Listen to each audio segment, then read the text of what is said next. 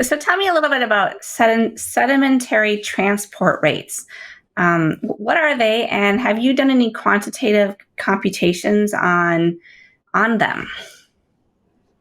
Yeah, that goes back to my about 2009, 2010 or so. I started getting interested in that because, like I said earlier, I'd always sort of been on the fence. Well, maybe it's possible that Earth's sedimentary record was deposited by Noah's flood, but I thought, well, how do I figure that out? Then I got this idea that, well, sometimes, like the young Earth creationists give volumes for different rock formations and sedimentary formations. And I did an article for the ASA's, the American Scientific Affiliation's journal, on the Coconino Sandstone, and I looked at, well, if that whole formation was deposited in a matter of days, as the young Earth people are saying, then what would the sediment transport rate have to be in order to accomplish the feat? And so I just started looking at the math of.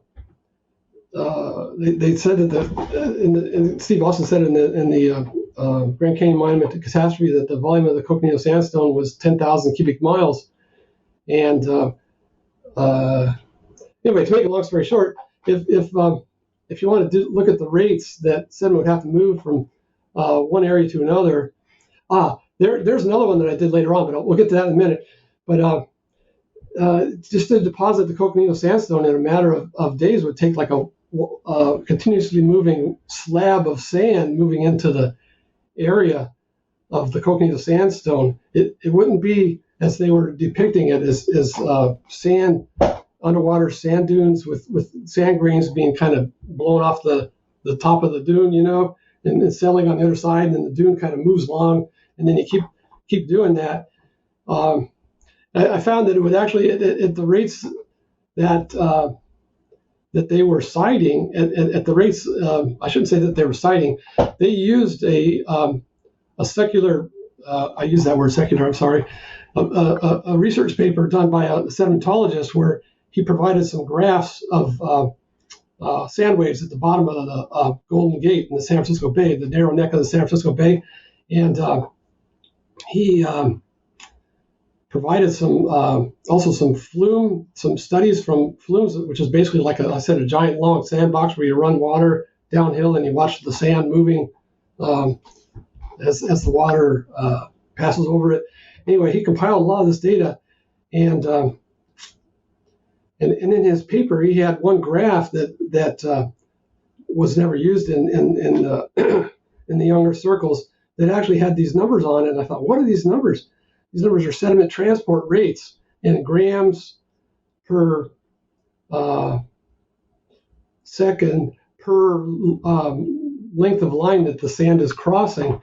And so I started doing the math of, well, if that's, they're saying that the Coconino Sandstone was formed as underwater sand waves, it would take over 500 years to transport enough sand to deposit 10,000 cubic miles of sand in the Coconino Sandstone's area. And then I started realizing that they're not just off by a little bit. It's not just a matter of putting on your biblical glasses and seeing things biblically. It's just like many orders of magnitude off. It's just tremendous. So then, if you put up that other graphic you were showing there a minute ago with the boxes on it. So recently, I was trying to think about, well, the whole Colorado Plateau is sedimentary rock, and what would the sediment transport rates have to be to do that, to deposit the whole plateau in a matter of 1 year? And so what you're showing now shows what the sediment transport rate would have to be in order to deposit the whole Colorado Plateau in 224 days, basically during the flood year. The young Earth folks say that The deposition was pretty much over 50 days into the flood. Some say 224. That shows a 77-foot high wall of sand moving at 16 miles per hour, and that would have to keep burying 12,875 football fields every 16 seconds for 224 days in order to move enough sand into the enough sediment into the Colorado Plateau. And that doesn't say anything about what kinds of sediment. There's layers that are limestone, there's layers that are sandstone, there's siltstone, mudstone, there's layers that alternate back and forth between different things, different kinds of sediment grains.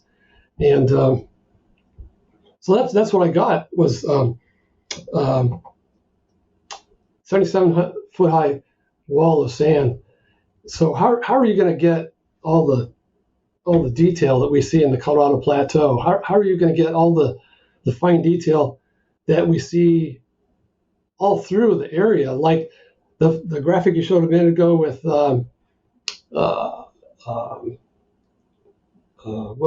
it showed a lot of different. It showed the Grand Canyon on one side and the Grand Staircase, and it shows, you can look at the legend there, all the things that are part of this one little thin slice of 75 feet of sediment at this one site on the east side of St. George, at a place they call Johnson Farm. That has no relationship to the Johnson I'm talking to in here, but it is fascinating to me that you have dinosaur tracks in about 20 or so different layers in that 75 feet of sedimentary rock. You have fish, you have dinosaurs, you have and the kicker was that you have prints of dinosaurs sitting down and resting, because you can see their basically their behinds are made an imprint on the sand where they were sitting. And so you look at things like that, and that's not just an isolated place. They're finding footprints all through the Colorado Plateau. In fact, I've got one book that I'm reading where the author it says that they find a new site with footprints every week in the Colorado Plateau, and so you look at that site in St. George. It's unfortunate now that it's getting suburbanized. There's a strip mall covering up part of the area, and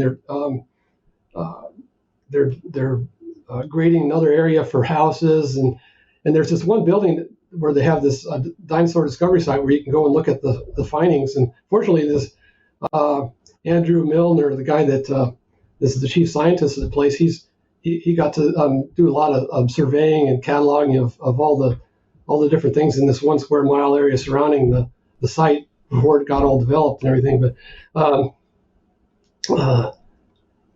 well, that's basically it. There's so much detail at these individual sites all through the Colorado Plateau. How could they form? They can't form when you have sediment transport rates at the rate that I showed in that graphic. When you have you have to have a wall of sand moving at the speed of the fastest running back in the country, continuously for 224 days.